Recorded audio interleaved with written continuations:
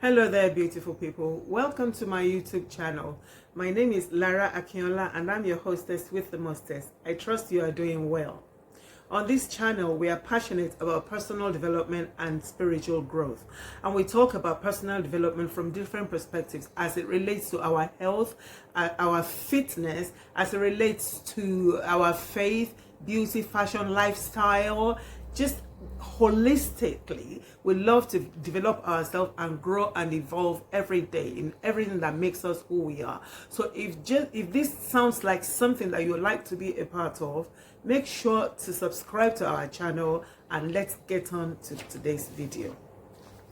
In the last video, I talked about some benefits of self-awareness, and in today's video I'm going to be talking about some of the obstacles that could hinder us from developing self-awareness, some of the obstacles that could pose a hindrance to developing self-awareness. And if I'm looking down, I have some notes here. I've written my notes here, so if I'm looking down, I'm referring to my notes. Okay, so I'm going to be referring to the notes as I speak to you, and I've written them down. So when I say the first one, it's not in any particular order, it's just in the order in which I have particularly written them down. Okay, right. So the first reason why somebody may not be able to develop self-awareness is the fear of unpleasant emotions. The fear of unpleasant emotions, or what some people call emotional avoidance. You know, there are some circumstances or some issues that arise that requires our participation, but we completely avoid them because of the potential emotions that it could evoke in us. It could evoke some unpleasant or painful or uncomfortable emotions, and so we just choose to avoid it. But the issue with that is that if you don't engage with it, if you don't go through with it, you would not be able to know how you would react, how you would behave, how you would respond. You wouldn't know the qualities that you have. In the same way that it could potentially evoke some unpleasant or painful emotions, it also could bring out of you some qualities that you did not know that you actually possess, wisdom that you did not know that you had. Okay, you wouldn't have known that you would navigate that particular circumstance in that way if you hadn't allowed yourself to go through with it, to engage with it. Okay, so even though the emotions may be painful, it may be uncomfortable or whatever, it is always important to go through. It's part of how we grow and develop. Okay, how many times have you found yourself in a situation where you said, oh, I didn't know I had that in me? Yeah, you wouldn't know you had that in you until you actually go through that emotions. I always say to people that you cannot conquer what you don't confront, and you cannot confront what you don't identify. So you need to identify that thing, and once it's identified in a particular situation, confront it, go through with it, and then conquer it. You conquering it means that you are now aware of yourself. You are aware of how you would behave in this situation, given it again another time. You are now aware of how you would react. You are aware of the wisdom or the strength or the quality that you have if put in that particular scenario again another time. Yes, so it's always in our best interest to engage with things like that. To don't avoid it, even though it will be uncomfortable. Go through with it and learn from it and grow from it. Okay. So the second reason why somebody may not develop self-awareness is cognitive bias. Now, cognitive bias, I've written down here that cognitive bias is when our brain tries to simplify how we process information by clinging to the way we remember an event and interpret it in a way that confirms our preconception of that event. That's a mouthful, but what it's simply saying here is that you have the way your brain has stored in its storage the way that it remembers a particular event okay? When somebody comes around now and tries to give you their own perspective of that event, you shut them out. You don't want to know. You cling to how you remember it. And how you remember it, how your brain has stored it, has given you a preconception of what that event looks like. And whereas other people may see it differently. However, if you had opened up yourself to consider how the other people see that event, and then allow your brain to process it through the lens of how they see it, you might be able to see that you probably were wrong, or there is more to that thing that you did not know.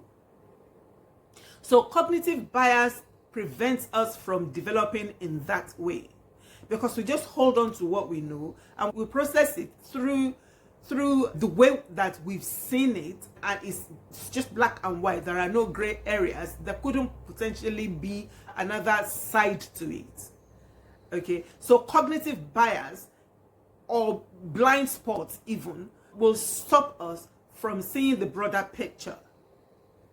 And you cannot be self-aware if you have a myopic view of a particular thing, and what you know is just what you know, and what you know is just what you're going to process. You are not going to look at it from another angle. You're not going to look at it from another perspective. You're content with the way you've seen it, and that is it. It's impossible to be self-aware when you have that mindset. So we have to allow ourselves to not have that cognitive bias, and we all have it. Everybody does. Everybody has it. It's just being conscious of that and being open to other people's perspective in that particular situation, so that we can see the bigger picture and then see how we can process that particular thing going forward. Okay, right. So the third reason why somebody may not be able to develop a self-awareness is resistance to feedback. This is another one that I believe all of us have. All of us have resistance to feedback. We just deal with it in different ways. Resistance to feedback is when you find it difficult to accept a constructive criticism coming from other people, even though it may be crucial to giving an accurate understanding of yourself. When a criticism, even though it's constructive, but it's not positive, it's not what we want to hear, sometimes we don't like it. Especially some people, they give constructive criticism, but they give it in such a sharp way, there is no grace to it. They are very sharp, it's like cutting you. It's almost like belittling you or putting you down. And again, that kind of criticism can make us to shut down or shut that person away or shut their opinion away and not even want to look at it at all and not even want to process it at all. We just think that they're being negative. They're criticizing us. They're putting us down. But there is value in taking a step back and actually considering what they have said. There's a big value in that, because you will be surprised that even though it's painful, the way they delivered the criticism is sharp, is harsh, it's painful. But if you can take a step back and consider it and think about it, you will see you could potentially see some elements of truth in it. And then that will help you to make any adjustment as necessary. But if you resist it altogether, if you shut it down altogether, you will not be able to grow and develop in that way. And you will not be able to be aware of yourself, aware of what they are telling you, aware of what they see as what you need to grow and develop, what you need to change. You won't be able to see it as true, but you just see that they're criticizing you, they don't like you, they're jealous of you, or they're not happy for you, or something of that nature. That may be true. However, if you just take a step back and detach yourself from the negative emotions for a minute, I know it's difficult, but for a minute, and objectively assess what they are saying to you, it will help you to grow. It will help you to develop. It will help you to be self-aware, so that given that opportunity another time you will show up differently. You will show up stronger. You will show up better, a better version of yourself, because you have learned from that criticism. But if you resist that feedback completely and you just know they're just being negative, they're horrible people, you are not going to be self-aware. You're not going to be aware of that thing. You're not going to be able to see that thing that they see in you that requires a change, that requires for you to amend, to change, so that you can be a better version of yourself. So resistance to feedback is a hindrance to developing self-awareness. Another thing that could pose a hindrance to self-awareness is lack of time for reflection. Now, everybody is busy. We all lead a very busy life. I mean, from the time that you wake up in the morning to the time that you go to bed at night, it just doesn't stop. It doesn't stop. There are so many things to do. It's always go, go, go, go, go. But unless you deliberately make time, you decide to deliberately make time to reflect on your thoughts and your behaviors, it will hinder your ability to be self-aware. You have to make time. It doesn't matter if it's just 2 minutes or 5 minutes. What I like to do in my own case is that when my head hit the pillow at night and I go to bed at night, I think about the day. I reflect about everything that has happened in the day, and it helps me to objectively think about what has happened, how I could do things differently, how I could say things differently. And you take a pen and paper and you journal. You write those things down so that you can reflect on them at another time. So it's important that we make time. There is everybody has 24 hours. Nobody has 24.5 hours. Nobody has 25 hours. We all have 24 hours in a day. I wish that there were more hours in a day. Honestly, I do, because even if God decided that he is going to give us another 2 hours in a day, we now have 26 hours in a day. I can guarantee you that some of us will still be too busy. Life will still be very, very busy, okay? But you must be intentional about making time to stop and reflect on your behaviors, on your thoughts, on the events that have happened in your life that day on a daily basis, and make a habit of writing things down, journaling them down, because then you can go back to it again. You can, it forms part of your resources for how you assess yourself, how you appraise yourself, and where you can grow, where you can change, where you can adapt, and things like that. So make time to reflect on your thoughts. Make time to reflect on your behavior. Make time to reflect on the things that have happened to you, because lack of time for reflection will hinder the ability to develop self-awareness. And another reason why a person may not be able to develop self-awareness is comfort in familiarity. Comfort in familiarity or fear of change. Everybody knows that change is uncomfortable. Change is intimidating, okay? We are comfortable with what we're familiar with. If it's not broke, if it's not broken, why change it, right? If it ain't broke, why change it, right? Why fix it? But maybe it's broken, you're just familiar with the brokenness. You're just so comfortable with the brokenness and you don't want to change it. Okay? So when we are too comfortable in what we are familiar with, in what has been, and want it to be like that, that's what it was last year, and that is what it is this year. Why change it for next year? We're not going to grow, okay? And we're not going to be self-aware. It's very, very easy to be familiar with habits and routines, and the routine is how we do it. It's very easy to get comfortable with it, but they're not beneficial. It's not beneficial because change can be daunting. I know that change can be daunting. Self-awareness often requires change to our behavior or our mindset. Our mindset, most of the time, we need to change the way we think, the way we see things. Okay? It can be daunting, it can be intimidating, but you have to be intentional about saying that things need to change around here, especially when those things are not serving you anymore, especially when they're not beneficial to you anymore. You're not seeing any value. It's not adding any value to you. It's now almost a drudgery. You're just going through the motions, just going through the routine. And inside of you, there's something maybe on the inside of you that is nudging you, that is asking for more, that is asking for growth. Maybe you can see it in the eyes of your mind that this is where I am supposed to be by now. This is how this thing is supposed to be by now. This is where my family is supposed to be by now. But because you haven't changed anything, you are comfortable with the familiar. You are comfortable with the way things are, and you're afraid of change.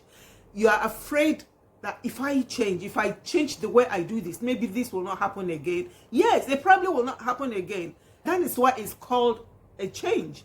You know, we need to be bold enough to take steps to improving the way things have been, so that we don't remain the way we were anymore, and make room for growth, make room for development. Okay, because if you stay the way you are, there's not going to be growth, there's not going to be development. Everything is going to remain the way it is, and that is not what you want for yourself. I am reminded of a scripture in the book of Isaiah, where it says that, do not remember the former things, nor consider the things of old.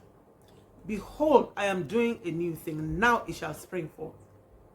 You know, sometimes we hold on to past pains, or we hold on to past pains or anxieties about tomorrow. You are not even in tomorrow yet, you are anxious about tomorrow. But that scripture says that, don't remember the former things, nor consider the things of old. Behold, I am doing a new thing now. You need to show up now and trust God for tomorrow. Who are you today? Who are you? What qualities do you have for today? What character do you have for today? What strength do you have for today? What wisdom do you have for today? How are you going to navigate today that will give you a better tomorrow? Forget about yesterday. Forget about the former things. You are not going to go back to undo anything. It is impossible. Nobody goes back into the past to undo anything. That's who you were then. Today is who you are. Who are you today? And I think it's better to give more focus, more attention to now, to today, so that you can have a better tomorrow. So that if you give an attention for today, pay attention to today, you will be able to make changes. Even though you have a vision, we all have vision for our tomorrow. We are all projecting for a better tomorrow, but we need to make a move now. You need to make a move now. God says, now I'm doing a new thing. Do you not see it? So you need to see the new thing now, so that you can engage yourself with it to give you a better tomorrow. There is no point in being anxious about tomorrow. It's like you are frozen in a state. You are frozen in one position, one state. You can't go back, you can't go forward. So it's just stagnation. You are stagnated in one state. No, move forward. Think about, okay, so what can I do? What can I change? I can't be comfortable with the way things are right now. And, because of what may or may not happen tomorrow, I refuse to change. You need to make a decision that, okay, it is what it is today, but how can I change it? That happened yesterday. I can't go back to yesterday to change yesterday, but I am here today. So what can I do? What can I do to have a good life today and to give me a better life tomorrow? So focusing too much on past regrets or future anxieties will distract you from understanding your present self. Focusing too much on past regrets, past events, and future anxieties will for sure distract you from understanding your present self. Because who you were yesterday It's not necessarily who you are today.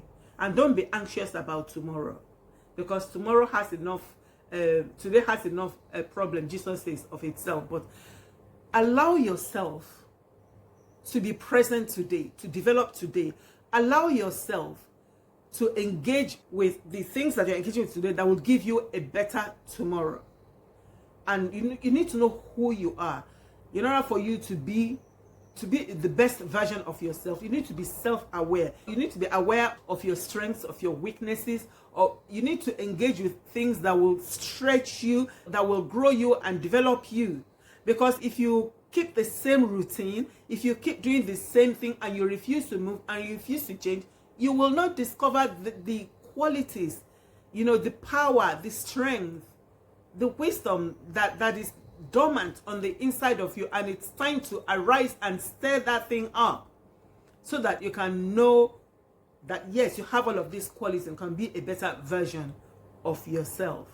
Well, I hope this has helped you. I hope you found some value in today's video. If you have, please subscribe to my channel and share this video with other people so that they too can benefit from it, so that they too can learn a thing or two from it.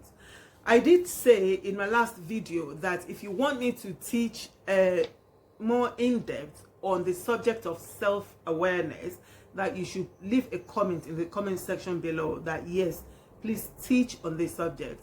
Some people have, but I still need some more people to comment, because it's going to take me some time to prepare the lessons and share it with you. But I need to know that yes, this is what people want, because there is no point in me doing something that nobody wants yet. So leave a comment in the comment section for me, please, to say that yes, please, we want you to do a teaching on this subject, and I will go ahead and do that with you, for you. Well, we've come to the end of today's video. I hope it has blessed you, and if it has, as I said, subscribe to my channel and share, leave a comment, engage with the video. Our channel is a brand new channel, trying to grow it, so by you engaging with it will help with growing the channel. So please do that, okay? And I look forward to seeing you in the next video. Have a good week. Shalom.